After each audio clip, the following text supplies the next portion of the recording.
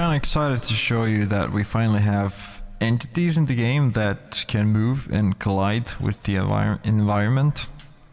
As you can see, XY collisions don't work yet, but I've implemented gravity, and you know, it collides with the terrain vertically. So that's kind of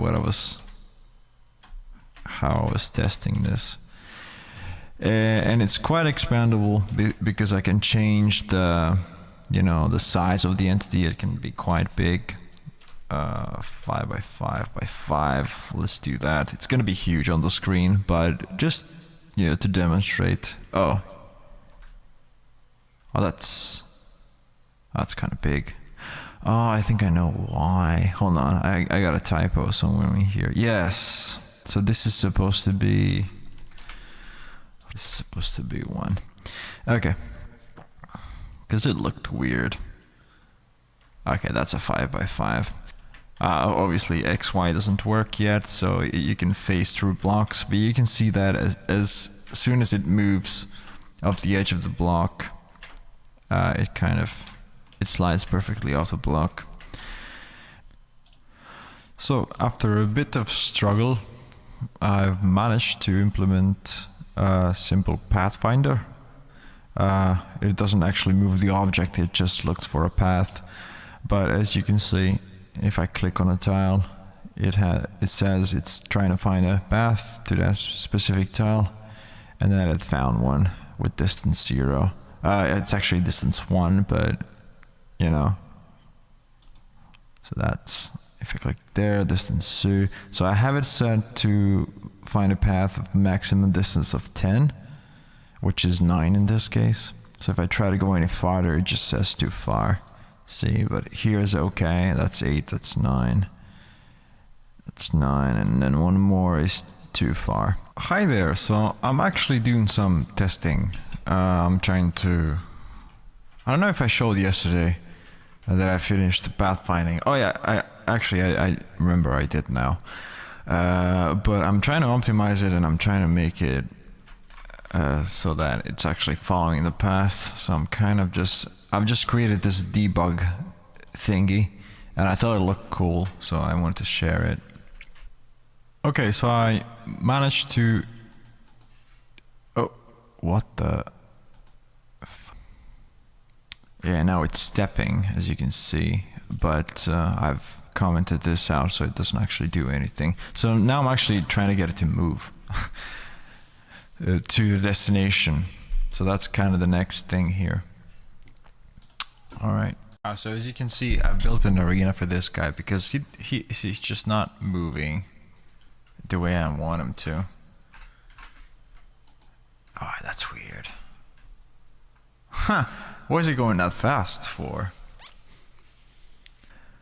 I don't think I understand where I gone wrong here. Okay, yeah, that was weird. So I just what happened is I reversed these arguments here. I put the direction in where the speed goes and speed where the direction goes. So that's why it was acting like that. Okay, so we should get some movement now. Oh yeah. We can't jump still? No, we can't. Let's have a look. This Pathfinder is a mess. Oh, because yeah, I've got that commented out. Cool. All right. That's why we didn't jump. Woo! Well, that's a big jump. Oh, he's completely lost. Okay. Okay, yeah. Well,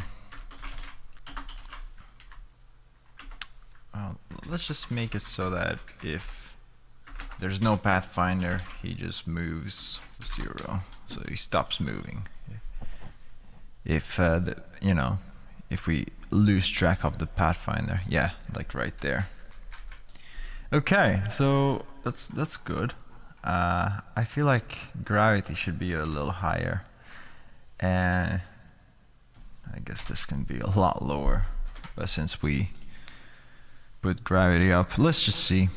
You know, this is the point where you really have to fiddle around with values. Yeah, he's trying to jump, you can see. but the jump is too weak now because we increased the gravity. Let's see. Ah, nice. That's cool.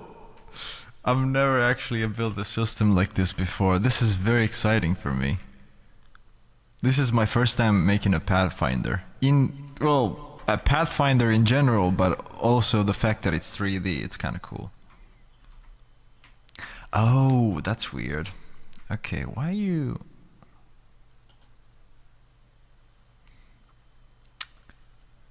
Oh, I think I gotta make it so that if there's a tile, a free tile below that, you know, he's trying to follow this path. That's why he's jumping here, as you can see.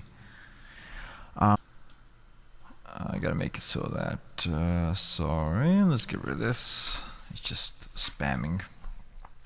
If a position down is free, and we are on PTT1, which is the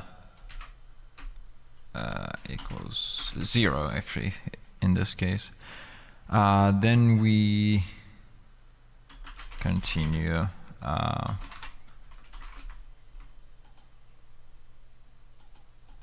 Oh, right. We still need to do this, of course. We just set PTT to 5, I think. And that exits the loop, but it still performs all of these. Let me just see. Yeah, okay, that works now.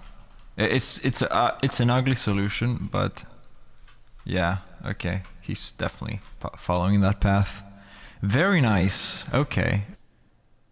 Hi there. This is editing me. So I've lost commentary for these last 2 clips, so I want to just quickly explain what's going on over here.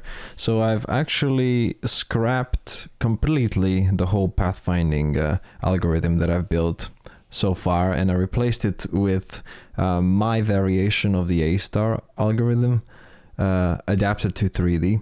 So you can see kind of these blocks over here represent the brains of this entity trying to pathfind, and it's quite good. It's quite fast because it actually favors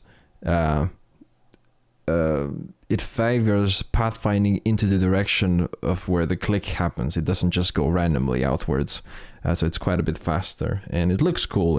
It's really cool to watch it kind of figure out a path. I'm kind of really proud of this. So yeah, that's the A-star algorithm, and depending on the difficulty of the terrain, it takes it longer or shorter to find a path, but it normally always does. So yeah, that's kind of that. In this last clip, I just demonstrated that I've implemented a sort of a way to avoid obstacles. As you can see, we'll bring this entity into a cage over here, and I'll command it to walk out, but I'll instead block the path just as it's coming outside, and you will see that it will just turn around, find a new path, and go over there. And if it happens so that there's no valid path to that previously defined point, it will just stop and say, hey, I'm lost, or something like that. So that's pretty much the situation we have with pathfinding. It's cool. I've never done this in 3D or in any game before, so this is kind of a first experience for me. So yeah, basically that kind of wraps it up, and I'll see you at the next installment.